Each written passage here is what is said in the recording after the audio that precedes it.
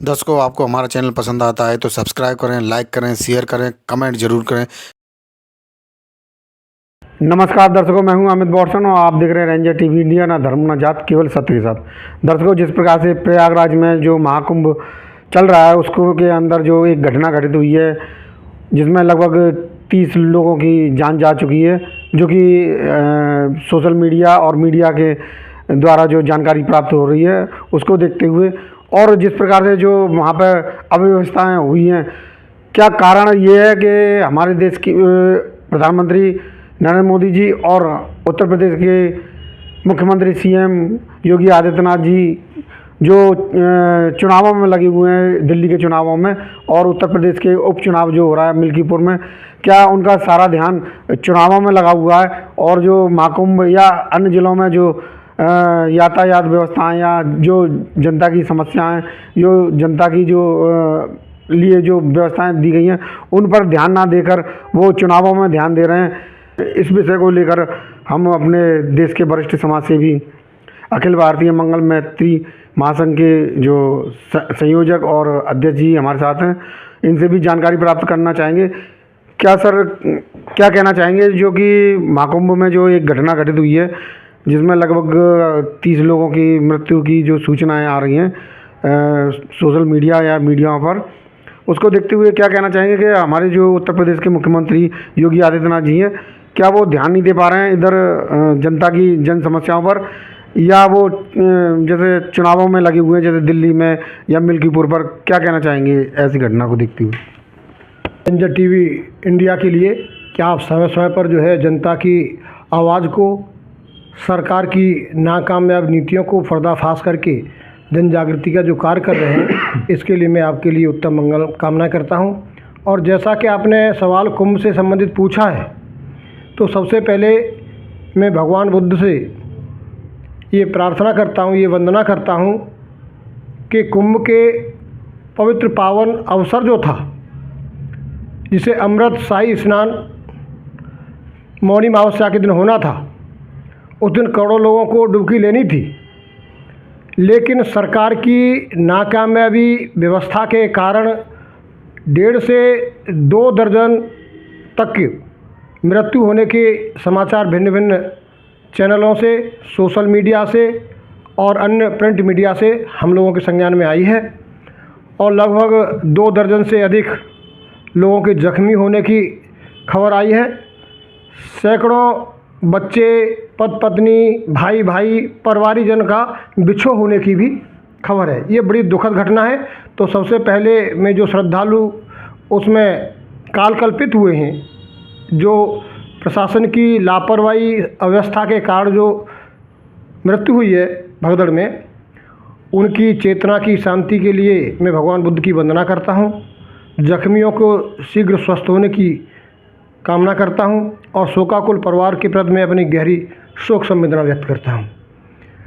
भाई अमित बॉर्सन जी, आज विचारणीय विषय ये है कि अगर वास्तव में योगी जी, एक योगी वो होता है जिसको किसी से लगाव नहीं होता, जो मानव सेवा के लिए कार्य करता है, जिसको अभी राजसत्ता से लगाव हो, धन सत्ता से लगाव हो और धन के और मतलब जो है सत्ता के लालच में आम आवाम को, आम जनता को गुमराह करके, लुभावने नारे लगा करके केवल सत्ता के लिए इधर उधर भागते हों और जनता का ख्याल न हो, तो ऐसे मुख्यमंत्री को हम योगी नहीं कह सकते, बल्कि ये सत्ता भोगी लोग हैं। अगर वास्तव में योगी जी के अंदर जो है एक सन्यासी जैसे गुण हो, एक धार्मिक ऋषि मुनि या मतलब जो है एक पीठ के जैसे वो जिम्मेदार संत हैं, तो ये नैतिक जिम्मेदारी है कि उनकी जो प्रबंधन तंत्र है कुंभ का वो फेल है। नैतिक जिम्मेदारी लेते हुए उन्हें पद से इस्तीफा दे देना चाहिए। ये एक संत का और एक जनसेवक की भावना और संवेदना व्यक्त की बात है।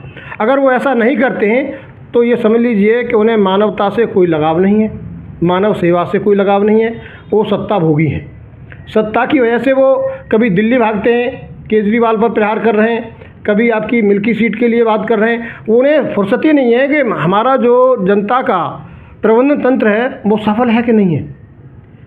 या तो इनको इतना बढ़ा चढ़ा करके अपने मीडिया के माध्यम से पूरे देश में, विश्व में प्रचार नहीं करना चाहिए कि इतना महान कुंभ की हम व्यवस्था कर रहे हैं, जहां 40 करोड़ लोग आएंगे, 8-8, 10-10 करोड़ लोग एक दिन में डुबकी लेंगे और हमने महाप्रबंधन किया है। ये पोल खुल गई। बल्कि विश्व स्तर पर ये संदेश गया कि इन्होंने लुभावने नारे दे करके लोगों को मतलब एक्साइटेड करके कि वहाँ जाने से, नहाने से लोगों को पाप से मुक्ति मिलती है। ये तमाम संतों की पहले से परंपरा रही है कहने की, और इसीलिए तो लोग जाते हैं। और जो वहाँ मुक्ति का केंद्र जो माना जाता है, वो संगम का जो नोज़ है, जहाँ तीनों नदियों का मिलन होता है, वह एक खास स्थान होता है। अब जब हमको ये मालूम है कि आप कह रहे हो कि 40 करोड़ लोगों के आने की संभावना है, एक दिन में 8-8, 10-10 दिन जो है हमारे मतलब जिस दिन शाही स्नान होगा उसे आज अमृत स्नान कह रहे हैं, मौनी अमावस्या के दिन जो है 8-9 लाख लोग जो उसमें नहाएंगे। तो भैया आपको उसका प्रबंधन पहले से करना चाहिए था।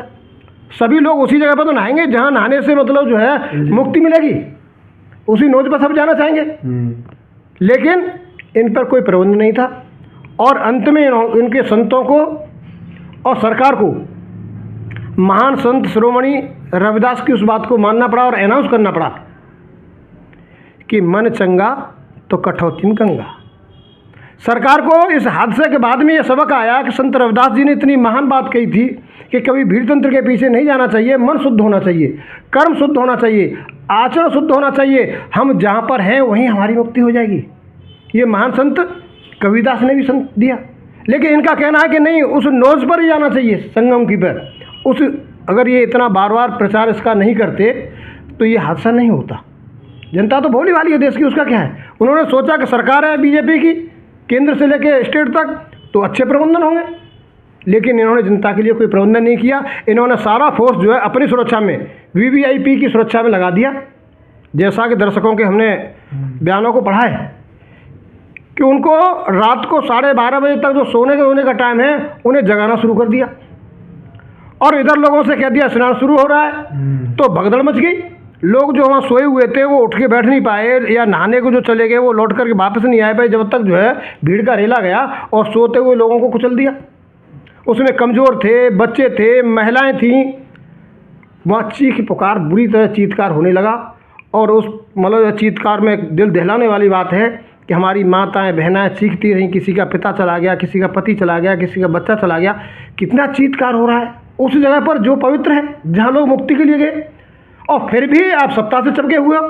अरे जरा भी आपके अंदर मानवता है तो योगी जी को इस्तीफा दे देना चाहिए कि मैं भारत उत्तर प्रदेश की जनता को कुंभ की व्यवस्था को देखने में फेल रहा, इसलिए मैं नैतिक दायित्व समझते हुए मैं अपना जो है इस्तीफा देता हूँ। अन्यथा आपको जनसेवा से मतलब नहीं है, आपको राजभोग से ज़्यादा है, एक राजा से भी ज़्यादा आपके अंदर महत्वाकांक्षा है राज्य की। तो ऐसे महत्वाकांक्षी लोग मतलब जो जनता का कला नहीं कर सकते। देखिए, मैं इस देश की सरकार की नीतियाँ बता रहा हूँ। इस देश में ये जब फूल बरसाती है जनता पर, तो कब बरसाती है, किन चीज़ों को प्रोत्साहन देती है? रोजी रोटी न मांगे, शिक्षा न मांगे, स्वास्थ्य न मांगे, सुरक्षा न मांगे। ये कावड़ लेने जाओ तो हेलीकॉप्टर से फूल बरसाएंगे। भैया उससे कौन सा देश का विकास हो रहा है? क्या तकनीकी विकास हो रहा है, शिक्षा का विकास हो रहा है, वैज्ञानिक पैदा हो रहे हैं, इंजीनियर पैदा हो रहे हैं, या महान नेता पैदा हो रहे हैं? आप उसे इतना प्रोत्साहन क्यों देते हैं? जबकि आपने देखा होगा कि कभी भी कावड़ जो होती हैं, कभी किसी साल ऐसी नहीं हुई होंगी जिस समय सड़क दुर्घटनाएं न हुई हों, और उसमें बुजुर्ग तो जाते नहीं हैं, हमारे नौजवान भाई जाते हैं और उस समय सड़क हादसे में तमाम जो है मृत्यु हो जाती हैं। ये एक धर्म के नाम पर इतना बड़ा जहाँ दुर्घटना होती है। दूसरा, गणेश विसर्जन, जबकि गणेश को सबसे शुभ माना जाता है, लेकिन सरकार इतना जनता को एक्साइटेड करती है, इतना एक्साइटेड करती है कि हमारे युवा युवतियाँ गणेश विसर्जन पर शायद ही कोई ऐसा त्यौहार गया होगा जब जो है पूरे प्रदेश का आंकड़ा और देश का आंकड़ा इकट्ठा किया जाए कि सैकड़ों से ज़्यादा नौजवान जो है काल कल्पित नहीं होते पानी में। दुर्गा विसर्जन, देवी महादेवी, उस देवी विसर्जन पर भी जब पानी में विसर्जन करने के लिए जाते हैं तब भी काल कल्पित हो जाते हैं। और ये कुंभ भी तो ऐसा कोई मतलब जो है पर्व नहीं है, ये दुर्गा पर्व, गणेश और कावड़ और कुंभ, कि सरकार की गलत नीतियों की वजह से या हमारे नौजवानों को, हमारी बहनों को उनमें अपनी जान गंवानी पड़ती है। इस सरकार को जनता की सेवा से, जनता की सुरक्षा से कोई मतलब नहीं है। अगर ये बात आप पहले से ही कह देते संत शिरोमणि रविदास जी को कि मन चंगा कठौती में गंगा, के सबको कुंभ आने की जरूरत नहीं है, आप जहाँ हैं वहाँ अपने आचरण को पवित्र रखें, अपने व्यवहार को पवित्र रखें, अपने मन को पवित्र रखें, तो वहाँ इतनी बड़ी भीड़ नहीं होती। और अगर आपने भीड़ को इतना प्रोत्साहित किया लाने के लिए, तो आपकी नैतिक जिम्मेदारी थी कि आपको वहाँ रह करके उस व्यवस्था को देखना चाहिए। तो ये बड़ा दुखद घटना हुई है। उत्तर प्रदेश की सरकार, योगी जी की सरकार जो है जनता को मतलब जो है कुंभ में सुरक्षा प्रबंधन तंत्र देने में फेल है। कोई वहाँ ऐसा भी कुछ मतलब पत्रकारों का मैंने वो सुना है कि जो डायवर्जन किया जा रहा है, तो ये जिम्मेदारी थी कि वो वहाँ पहले से फ्लैक्स लगा देते, इस तरीके की जगह जगह टीवी चैनल लगाए थे कि लोगों या सर जिस प्रकार से जो वीआईपी जो काफिला आता है उसको उस समय भी हलचल मच जाती है, जो कि कुछ सनातन जो क्या नाम है जो वहाँ के जो धार्मिक गुरु हैं वो लोग भी बोल रहे हैं कि जो वीआईपी कल्चर चलाया है अब की बार, उससे भी थोड़ा सा महाकुंभ में मतलब अव्यवस्थाएं फैल रही हैं। आपने सही सवाल उठाया है। वास्तव में जो एक सच्चा श्रद्धालु है वो 10-10, 20-20 किलोमीटर अपने मासूम बच्चों को लेकर के, अपने बुजुर्ग माता पिता को लेकर के, हमारी वृद्ध बहनें हैं, हमारे वृद्ध बुजुर्ग हैं, वो 20-20, 30-30 किलोमीटर का दायरा लेकर के 15-15 किलोमीटर पैदल चल करके वहाँ तो धार तक नहीं पहुँच पा रहे नहाने की जगह पर, और वीवीआईपी का मतलब गाड़ियों का काफिला जा रहा है। अरे भाई, आजकल जगह जगह पर मतलब जो है टीवी स्क्रीन लगा करके आप डायवर्जन का सूचना दे सकते हैं, आप मतलब फ्लैक्स लगा सकते हैं, अनाउंस करा सकते हैं कि इधर जो है डायवर्जन हो गया है, गृह मंत्री जा रहे हैं, आप वहाँ रक्षा मंत्री जा रहे हैं, वहाँ मुख्यमंत्री जा रहे हैं, उनका काफिला लग रहा है और अचानक मतलब जो है पुलिस जो है डायवर्जन कर देती है, बैरियर लगा देती है, इधर से नहीं उधर से जाइए। एक आदमी को 15-15, 20-20 किलोमीटर का वो लग रहा है। तो भाई जनसेवक का ये काम थोड़ी है, नेता को ये काम थोड़ी है। अरे आप नेता को जाना चाहिए तो सीधा हेलीकॉप्टर से उधर जाओ, लैंडिंग हो जाओ, बाकी जनता तो डायवर्जन नहीं होगी। ये हेलीकॉप्टर कब इस्तेमाल होते, लेकिन इन्होंने तो ये दिखाना है ना, और ये देख लिया इन्होंने जो है कुंभ के पवित्र त्यौहार को, जो हमारे ऋषि मुनियों ने इस परंपरा को शुरू किया बुद्ध काल में, उस पर जो है ये इतनी बड़ी हत्याएं होने का, इतनी बड़ी मतलब जो ये हत्याएं कुप्रबंधन की वजह से भाई मतलब जो है आदमी चीख रहा है, पुकार रहा है, फिर भी दबंग आदमी उसके ऊपर ऊपर निकलते जा रहे हैं, क्योंकि एक के ऊपर एक जो है ये बहुत दर्दनाक मृत्यु है। तो ये एक तरीके का कलंक लगा है, और ये जो है सरकार की नाकामयाबी कुप्रबंधन की वजह से लगा है। तो मेरा तो पुनः एक बार जो है जो मृतक हमारे भाई और बहन श्रद्धालु दुनिया से गए हैं, उनकी चेतना की शांति के लिए, और जो पीड़ित हैं उनके परिवार की मतलब जो शांति के लिए मैं भगवान बुद्ध की वंदना करता हूं कि उन्हें शांति मिले और वो स्वस्थ हों। और ये मांग करता हूं कि सरकार प्रत्येक मृतक के आश्रितों को एक सरकारी नौकरी दे, एक परिवार में से एक आदमी को, और कम से कम जो है 50-50 लाख रुपए उनको जो मुआवजा दे, क्योंकि ये आपकी नैतिक जिम्मेदारी है। आपको सरकार में इस समय बने रहने का कोई जिम्मेदारी नहीं है। कौन इन हत्याओं का जिम्मेदार है, कौन इन मृत्युओं का जिम्मेदार है? भाई वहाँ पुलिस प्रशासन की व्यवस्था होती, आप पर हर तरीके के फोर्स है, आप पर यहाँ पुलिस व्यवस्था नहीं ठीक थी, आर्मी लगा सकते थे। तो ये सरकार का पूर्ण रूप से मतलब जो है ढुलमुल रवैया, और कहना चाहिए व्यवस्था कुप्रबंधन के कारण जो है हमारे श्रद्धालुओं को जान गंवानी पड़ी है। पुनः उनके प्रति मैं श्रद्धा भाव रखते हुए आपसे रजा लेता हूँ। बहुत बहुत धन्यवाद। मैं आपके चैनल के लिए पुनः एक बार मंगल कामना करता हूँ। जय भीम, नमो बुद्धा। और अखिल भारतीय मंगल मैत्री महासंघ का परिवार पूरे मतलब जो है हताहतों के और मृतक परिवारों के साथ में शोक संवेदना के साथ में साथ। देखिए, सर्वप्रथम में जो वहाँ पे जितने भी लोग हताहत हुए, जो बहुत से लोग जो वहाँ जाकर के जिनके आत्मा दिमाग जो है अपने शरीर को छोड़ गई और मृतक हुए, ऐसे सभी लोगों के प्रति मैं संवेदना व्यक्त करता हूँ, उनके परिवारों के प्रति संवेदना व्यक्त करता हूँ। और मेरा तो सिर्फ ये कहने वो है कि इस उत्तर प्रदेश और केंद्र दोनों जगह आज डबल इंजन की सरकार है। उनका मैनेजमेंट का और अपराध का और बहुत लंबी चौड़ी बातें वो क्या करते हैं। योगी जी, राजयोगी वो राजयोग आजकल जो है ना, वो राजयोग में व्यस्त हैं। राजयोग से मेरा मतलब है कि वो चुनावों में व्यस्त हैं। दिल्ली के अंदर में चुनाव हो रहे हैं, उत्तर प्रदेश में कई जगह उपचुनाव हो रहे हैं विधानसभाओं के, तो उनको फुर्सत ही नहीं है कि वो अपने मैनेजमेंट को वहाँ पे कुंभ को देख सकें। आज का दिन बहुत ही महत्वपूर्ण दिन था। मौनी अमावस्या मौनी अमावस्या के दिन आज इतना बड़ा हादसा हुआ है।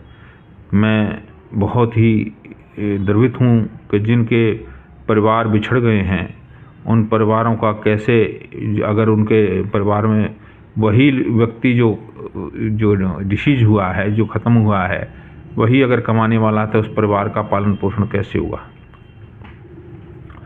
उत्तर प्रदेश सरकार को तत्काल जो है उन लोगों को फौरी तौर पे, जो मृतक हैं और जो घायल हैं, उनकी व्यवस्था करनी चाहिए। मृतक के परिवार को, उनको जो एक नौकरी की व्यवस्था करनी चाहिए उनको, और तत्काल उनको जो है कुछ राहत सामग्री और पैसा उनको देना चाहिए, ताकि उनको थोड़ी राहत मिल सके।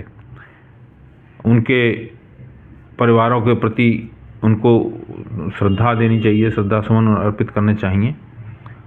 देखिए, वीआईपी कल्चर इस सरकार ने जो पैदा किया है, आप बताइए, आज हम कहीं कमरा लेते हैं, 1000-1500 कमरा लेने में भी आदमी सोचता है, किराए पे रात को कहीं रुकना पड़ता है तो 1000-1500 कमरा, वहाँ पे कि एक टेंट जो है वो 1-1 लाख रुपए किराया एक दिन का, वो भी एक रात का। मैं तो सुन के ताज्जुब कर गया, इतना पैसा किसके पास है? गरीब आदमी बेचारे का पूरे महीने के अंदर में बहुत से आपको ऐसे आदमी मिलेंगे जिनकी पूरे महीने की आमदनी 10,000 रुपये नहीं है, 8,000 रुपये नहीं है। उनका जीवन यापन कैसे होता है? और ऐसे लोग, ऐसा वीआईपी कल्चर, तो इसका मतलब इनका जो कल्चर है वो ये है कि एक तरफ धनाढ़ लोग पैदा कर दो, दूसरी तरफ जिनके बिचौलिया ख़त्म कर दो और नीचे का तबका कर दो, जिसकी वो उनके सामने गिड़गिड़ाता रहे, गरीब रहे, रोज़गार मांगता रहे, है कि नहीं? लेकिन उसको सरकारी तो नौकरियां इन्होंने लगभग ख़त्म सी कर दी हैं। सरकारी नौकरियां अब कहाँ निकल रही हैं? अब आप ये देखिए, इन्होंने कुछ बनाया तो कभी था नहीं, और जो कांग्रेस के शासन के अंदर में भारत जब से आज़ाद हुआ, कांग्रेस की सरकार रही, उसी के टाइम पे जो है सार्वजनिक उपक्रम बनाए गए। सार्वजनिक उपक्रम के माध्यम से करोड़ों लोगों को नौकरी मिली। आज वो उन सार्वजनिक उपक्रमों को बेच रहे हैं। किन को बेच रहे हैं? इन्हीं अपने भाई भतीजों को, चाचा ताऊओं को, जो इनके रिश्तेदार हैं या पूंजीपति हैं, इनके जो रिश्तेदार, उन सबको बेच रहे हैं। अडानी अंबानी को बेच रहे हैं। तो ये तो मुझे तो ये लग रहा है कि जिस हिसाब से देश बिक रहा है, तो देश में बेचने के लिए कुछ नहीं बचेगा, तो फिर देश का सौदा हुआ। मुझे तो ऐसा लग रहा है ये सरकार जो है ये करेगी। और यहाँ चंद जो वीआईपी जो कल्चर के लोग जो 1-1 लाख रुपए टेंट के अंदर में जाकर के वहाँ रुक रहे हैं, ऐसे लोगों जो हैं वो उनके हाथ में पूरा देश की बागडोर सौंपने जा रहे हैं। ये एक तरफ पूंजीपति होगा, दूसरा बाकी सब गरीब हैं, उनको गुलाम बनाने की तैयारी कर रहे हैं। मेरे को तो ऐसा लगता है, क्योंकि जो कि इनकी नीति और नीयत और इनके कार्यकलाप जो सामने नज़र आ रहे हैं वो इसी तरह के हैं। आप ये देखिए, किसी भाग में कोई नौकरी नहीं दी जा रही है। जब आदरणीय मोदी जी कहते थे, जिस समय मनमोहन सिंह जी थे, कि डॉलर गिरने का मतलब है प्रधानमंत्री का स्तर गिर रहा है। कितना गिरेगा ये प्रधानमंत्री हमारा देश का, है ना? आज डॉलर 80, उस समय 45 रुपये वाला डॉलर, 45, 48, 50 रुपये वाला डॉलर आज 80 रुपये 90 रुपये पहुँच रहा है। 80 से 90 के बीच में इस समय है, और वो उसका पता नहीं कब कितना गिरेगा। तो गिरने की सीमा तो समाप्त हो गई। दूसरी चीज़, मैंने एक चीज़ और देखी कि बेशर्मी, आप आज के सत्ता को कुछ भी कहते रहिए, वो इस कान सुनते हैं, इस कान निकाल देते हैं, कभी उस पर कोई रिएक्शन ना तो देंगे, ना ही उसके लिए कुछ करेंगे। आप बक रहे हो, बोल रहे हो, रो रहे हो, आप देख लो। इसका सीधा साधा उदाहरण जो है किसान आंदोलन है। 1000 आदमी पिछले किसान आंदोलन में मर गया, आज तक उनको कोई न्याय नहीं मिला। आप ये देखिए कि अभी भी वो एक किसान जो है पंजाब का, वो बैठा हुआ है आमरण अनशन पर, उसके मुलाकात तक नहीं की है। आपने देखा कि पंजाब के किसान जब दिल्ली एजुटेशन के लिए आना चाह रहे थे, तो रोड के ऊपर में कीलें बिछा दी गई, दीवारें खड़ी कर दी गई, है ना, सीमेंट की वो क्या बोलते हैं उनको, बंकर्स बना दिए गए, ये इधर की तरफ नहीं आ पाए। जैसे वो हमारे देश का बॉर्डर हो रहा है कि विदेशी दुश्मन इस तरफ आ रहा है, एक रोड पूरा बंद कर दिया गया, एक रोड पे भी उनको बैरियर लगा करके उनको सिलेक्टेड लोगों को ही निकाला जा रहा है। तो आप ये देखिए, पता नहीं ये कहाँ जा रहा है ये देश, मेरे तो कुछ समझ में नहीं आ रहा है। इनके मनसा पूरी हो रही है, ये देश में अफरा तफरी फैलाना चाहते हैं। आज सुप्रीम कोर्ट हो, हाई कोर्ट हो, सब गूंगे हैं, बहरे हो गए हैं। वो कोई भी इनके, सबको डर लगा हुआ है।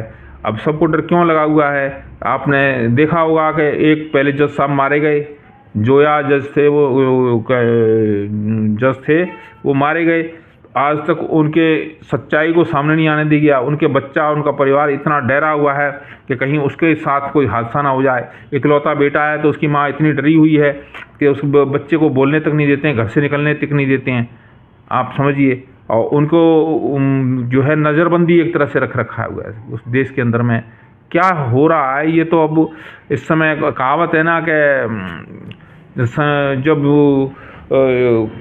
हमारे एक बुजुर्ग थे, समाप्त ख़त्म हो गए, वो अंधे थे, सूरदास थे, आँखों से दिखता नहीं था, उल्फत साहब नाम था उनका। और वो कहते थे, जब मंच पे आते थे तो वो कहते थे कि जो है जलेबी की कुत्ता के जलेबी की रखवारी करोगे तो रखाएगो क्या खाएगो।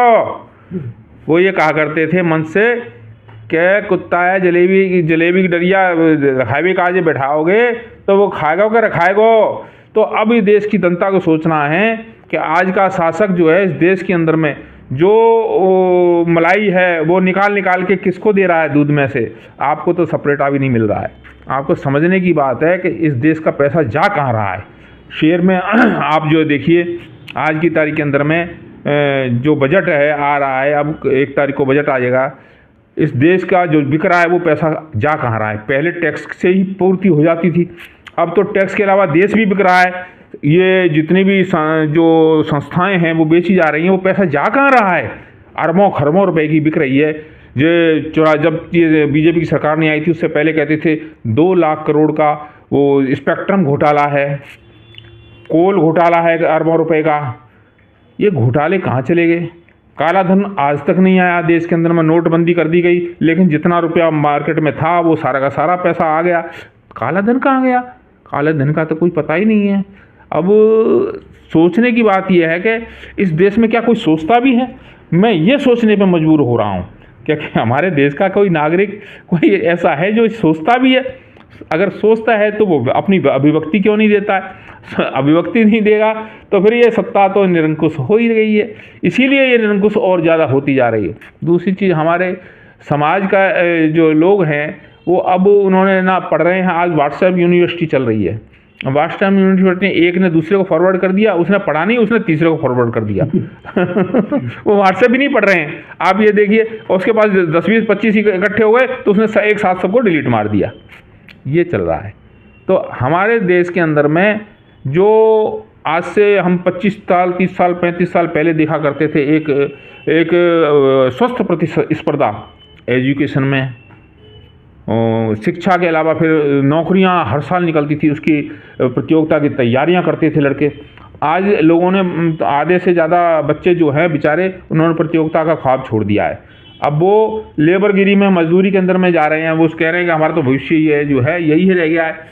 तो अब इस देश के अंदर में हम कुंभ की एक व्यवस्था को देखें, ऐसे आज अब देखो जितने भी बड़े बड़े सिटी हैं वो भी एक कुंभ नगरी की तरह ही है। और वहाँ पर जो व्यवस्था अव्यवस्था यहाँ फैली है वो उन शहरों में फैली हुई है। आप जिस रोड पे आप गाड़ी लेके चले जाइए, स्कूटर मोटरसाइकिल से जा रहे हैं तो भी आप जाम में फंस रहे हैं, हर चौराहे पे आपको जाम मिलेगा। तो ये जो इनकी मंशा है पूरे देश में अव्यवस्था और वो फैलाने की, वो ये फैला रहे हैं। और आदमी दिग्भ्रमित हो रहा है, उसकी बुद्धि ने काम करना बंद कर दिया है। अब वो ना कुछ बोल पा रहा है ना सोच पा रहा है। वो अब 80 करोड़ लोग जिस देश के अंदर में गवर्नमेंट जिनको अनाज दे रही है, बांट रही हो, तो उनकी स्थिति क्या हो गई। और अब 5 साल से 7 साल से वो ले रहे हैं, 7 साल हो गए, 2018 से चल रहा है ये फ्री का अनाज, 7 साल हो गए। अब उनके जो जो बच्चा 15 साल का था, 14 साल का था, अब उसको 7 साल फ्री का खाने को मिला है, वो 21 साल का हो गया। तो उसमें उद्यम करने की, यानी कमाने की, और वो तो लालसा ही नहीं रही, उन्हें का फ्री का गवर्नमेंट दे तो रही है तो उनके अंदर कमाने की, खाने की जो प्रवृत्ति है वही खत्म होने जा रही है। गवर्नमेंट भी यही चाह रही है कि वो हम उसको रोटी देते रहें, वो खाता रहे। कमाने के लिए हमसे, कमाने का मतलब है रोजगार मांगना हमसे। जब वो हम उसको रोटी दे रहे हैं और उसकी आदत ऐसी पड़ गई, अब वो रोजगार हमसे मांगना बंद कर देगा, वो ये सोच रहे हैं। शिक्षा तो वो ख़त्म करना चाहते हैं। आप ये देखिए प्राइमरी स्कूलों में बीच के अंदर में इन्होंने अभी शगुफा छोड़ा कि अभी हम जो है जहाँ पर 45 बच्चे हैं उन स्कूलों को बंद कर देंगे, 50 से कम बच्चे हैं उन स्कूलों को हम बंद कर देंगे। इसका मतलब शिक्षा से महरूम करना चाहते हैं ये उन बच्चों को जो गरीब हैं। क्यों? वो उनके घर के नज़दीक स्कूल है तो वहाँ तो चले जाते हैं वो, लेकिन अगर वो स्कूल दूर हो जाएगा तो वहाँ जाएंगे नहीं वो, तो आधी तो समस्या ऐसे समाप्त हो जाएगी उनकी। क्यों? वो अनपढ़ रह जाएंगे तो वो इनके लिए मजदूर हो गए, आने वाले समय में वो इनके लिए एक लेबर का काम करेंगे। तो ये सरकार की मंशा क्या है आप भी समझ सकते हो, और ये दुनिया में सब, आगरा या पूरे यूपी में मेरे अंदाज में सभी समझ रहे हैं, पूरे इंडिया में सब समझ रहे हैं इनकी मंशा क्या है। लेकिन इनको वोट कहाँ से आता है? अभी आप ये देखिए कि अभी इस समय क्या चल रहा है, दूसरी जो विपक्षी पार्टियां ना वो किस में व्यस्त हैं? कैमरा, लाइट, एक्शन, इसमें व्यस्त हैं विपक्षी पार्टियां, चाहे समाजवादी पार्टी हो, चाहे बहुजन समाज पार्टी हो, चाहे कांग्रेस हो, सब इनके बड़े बड़े नेता इसी में व्यस्त हैं। और बीजेपी वाले क्या कर रहे हैं? किसके वोट काटने हैं, किसके वोट बढ़ाए जाने हैं, ये जो इन वोटों को कटवाओ, क्योंकि ये हमें वोट नहीं दे रहे हैं। जाटव हो, यादव हो, मुसलमान हो, इनकी बस्तियों के अंदर में कौन से जो हैं, कितने बुजुर्ग हैं, उनको जिंदा में ही मार दो, उनको मृतक सर्टिफिकेट दे दिया जाए। आप समझो कि हर विधानसभा सीट के ऊपर में, अभी पिछले चुनाव के अंदर में यहाँ पर विधानसभा आगरा एतमादपुर सीट के ऊपर में 400 बूथ थे, आज 475 हो गए, 75 बूथ बढ़ गए। उसमें कितने फर्जी हैं, कितने नए हैं, आपको देखना होगा। कौन देखेगा? कौन देख रहा है? सरकार किसकी है? ये सब सोचने की बातें हैं। अब ये light camera action, light camera action जो चल रहा है ना विपक्षी पार्टियों का, फिर इनके पास एक वो नया वो आएगा। वो क्या आएगा? अरे साहब ईवीएम से जीत गए, फर्जीवाड़ा कर दिया। तुम कहाँ सो रहे थे? तुम्हारे नेता कहाँ सो रहे थे? इसके ऊपर में कोई वो विचार नहीं करेगा। राहुल गांधी ने नहीं किया, अखिलेश ने ये नहीं किया, मायावती ने ये नहीं किया, फलाने ने ये नहीं किया। यही बातें सिर्फ चुनाव के बाद में होती हैं। क्या आप जब सो जाओगे तो चोर तो चोरी करेगा, कहावत है पुरानी, माल न रखावे आपनो और चोर गारी दे। तो विपक्षी पार्टियां अपना माल तो रखा नहीं रही हैं, चोर को गाली दे रही हैं। आज उनको जैसे वो लोग लगे हुए हैं, आज उनका विधायक हो, भारतीय जनता पार्टी का कोई एक आम कार्यकर्ता हो, वो बूथ लेवल पे लगे हुए हैं, पन्ना प्रमुख बना दिए इन्होंने। आप समझिए पन्ना प्रमुख किसे कहते हैं? मतलब उनको ग्रास रूट लेवल तक मालूम है कि हमारा कितना वोट है, विपक्ष का कितना वोट है, उसको में से कैसे हमें जीतना है। तो जो वो दांव पेच अपने जारी हैं उनके, इनके दांव पेच कहाँ हैं? Light camera action. Akhilesh ji आप एक बाइट देंगे? अरे राहुल जी आप एक बाइट देंगे? ये उनके सामने कर देंगे। चंद्रशेखर जी आप एक बाइट देंगे? बहन जी आप एक बाइट देंगी? मायावती जी, ये चल रहा है लाइट कैमरा एक्शन। वो इसी में खुश हैं। क्यों? वो भी तो अपने आप को राजा समझ रहे हैं ना, जैसे ये विपक्ष वाले राजा हैं। लेकिन इस बात को सत्ताधारी दल के लोग बहुत समझ रहे हैं, हम आज राजा हैं तो उस राजशाही को बचाने के लिए हमें क्या करना है। लेकिन वो तो ये है कि कार्यकर्ताओं की तरफ तो उनका ना पहले जब सत्ता में आ जाते तो विपक्ष वालों का ध्यान रहता है ना आज ध्यान है, वो अपने लाइट कैमरा एक्शन में व्यस्त हैं। और यही जो है अब हुआ है, यही चीज़ आजकल क्या है, योगी जी अपने उसमें लाइट कैमरा एक्शन में व्यस्त हैं। वहाँ दिल्ली के अंदर चुनाव हो रहा है, वहाँ भी लाइट कैमरा एक्शन चल रहा है। उत्तर प्रदेश के अंदर में उपचुनाव हो रहे हैं। और योगी जी की आजकल क्या है कि राष्ट्रीय लेवल पर बहुत डिमांड है, क्योंकि वो इस देश के अंदर में भावी प्रधानमंत्री पद के दावेदार हो गए हैं।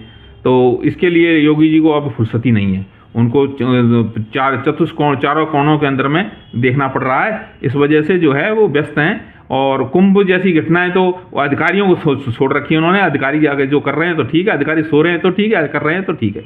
अब जाकर के एक आध दो को सस्पेंड कर देंगे, उसके बाद में इतिश्री हो जाएगी, 4 दिन बाद सब भूल जाएंगे। मैं दिवंगत आत्मा को एक बार शांति के लिए फिर प्रार्थना करता हूँ। भगवान बुद्ध जो है उनको अपने चरणों में स्थान दें। इन्हीं शब्दों के साथ मैं अपनी वाणी को विराम दूंगा। जय भीम, नमो बुद्धाय। तथागत भगवान बुद्ध उनको सबको उनको आत्मा को शांति दे। 140 करोड़ लोग जो भारत के निवासी हैं उनका मंगल हो। अखिल भारतीय मंगल मैत्री महासंघ इन्हीं शब्दों के साथ अपनी बात को समाप्त करता हूं और आपके चैनल को बहुत बहुत धन्यवाद देता हूं कि आप समय समय पर अपने चैनल के माध्यम से जनता की समस्याओं को, जनता के दर्द को उजागर करते रहते हो। इससे भी बहुत से लोगों को इसमें परेशानी होती है, तो ऐसे ही परेशान करते रहिए। हमारी शुभकामनाएं आपके साथ में हैं। दर्शकों, आज की न्यूज़ आपको पसंद आए तो लाइक करें, शेयर करें, कमेंट करें, सब्सक्राइब जरूर करें, जिससे कि हमारा चैनल आगे बढ़ सके और हम अपने देश और देशवासियों की सेवा कर सकें।